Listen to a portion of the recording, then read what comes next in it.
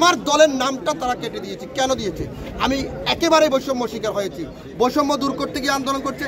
17 জুলাই পল্টন বাজারের সর্বোচ্চ মিছিল করেছি আমি।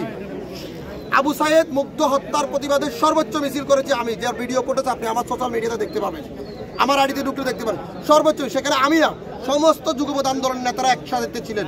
সাইফুল হক থেকে শুরু করে জুনায়েদ সাকি থেকে শুরু করে নুরুল হক থেকে শুরু করে সবাই ছিলেন। কিন্তু আজকে আমার নামটা কোন কারণে বাদ দেওয়া হলো? আমার নামটা কোন কারণে বাদ দেওয়া হলো? এত আন্দোলন সংগ্রাম করার পরেও যারা প্রকৃত রাজনীতি করেছে, যারা আন্দোলন সংগ্রামে তাদের সক্রিয় ভূমিকা পালন করেছে, আজকে সেখানে আমাকে বাদ দেওয়া হয়েছে।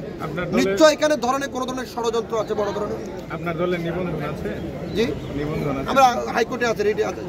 এখানে কয়টা দলের নিবন্ধন আছে? ভিতরে কয়টা দলের নিবন্ধন আছে আপনি দেখান। সমমনা যে জাতীয়তাবাদী জোটটা আছে, এটার একটারও নিবন্ধন নাই। আজকে আপনি ডাক পাননি এখানে? আমার দলের অন্যান্যরা আছে, কিন্তু আমি নেই। কেন, কি কারণে বাদ দেওয়া হয়েছে এটা তো উল্লেখ করা নেই। বারবারই বলছে পেশিবাদী শক্তি, যারা পেশিবাদী বিরুদ্ধে আন্দোলন করে সংগ্রাম করেছে, তাদেরকে সবাইকে নিয়ে সুন্দর একটি বাংলাদেশ গঠন করবে। কয়টা দলকে নিয়েছে?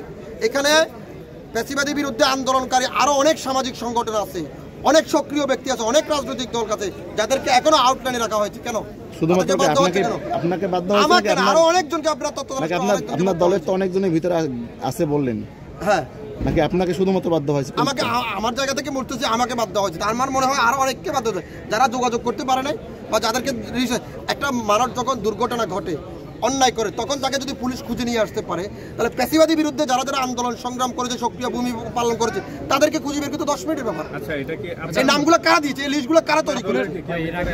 না, আচ্ছা, আপনার দলীয় অবস্থানটা বলবেন একটু। আমি পেশিবাদী বিরুদ্ধে 7টা মামলা খেয়েছি, 2টি মামলা আমি জেল কেটেছি। ডিবি হারুন কয়েকবার আমাকে জেলে নিয়ে গেছে, এটা সবাই জানে। যেভাবে আমার জীবনের ঝুঁকি নিয়ে আমি রাজপথে নামেছি। নাম কি আপনার দলের? নাম কি? জনতার অধিকার পার্টি। কোনোদিন আমি রাজপথ ছাড়ি। আপনি কোন পদে আছেন? আমি দলের চেয়ারম্যান। আমি দলের চেয়ারম্যান এবং সবচেয়ে বেশি আন্দোলন করেছি আমি। আবার আপনি গুগলে আমার দল জনতার অধিকার পার্টি সার্চ করলে আপনি পেয়ে যাবেন। এবং এর আগে তো উপদেষ্টার সাথে আরো রাজনৈতিক দলগুলো বিভিন্ন ধাপে কিন্তু বৈঠক হয়েছে, আপনি কখনো দাওয়াত পেয়েছিলেন? না, আজকে সেটার প্রতিবাদ করতে আসছি। আজকে সেটার প্রতিবাদ করছি। কেন? কিছুক্ষণ পরে আসি প্রেস ব্রিফিং এ বলবে যে আমরা সকল রাজনৈতিক দলকে, তো সকল দলের ভিতরে আমি বাদ, আমার কাছে ডকুমেন্ট আছে।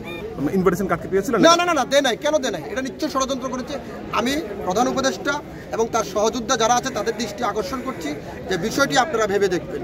আমরা সুন্দর একটি বাংলাদেশ গঠন করতে গিয়ে যদি এটাকে ব্যর্থতার পরিচয় দিই এবং সেখানে যদি কোনো সংগঠন বাদ পড়ে যায়, কোনো সামাজিক সংগঠন, কোনো রাজনৈতিক দল বাদ পড়ে যায়, এর চেয়ে বৈষম্য আর কিছু হবে না।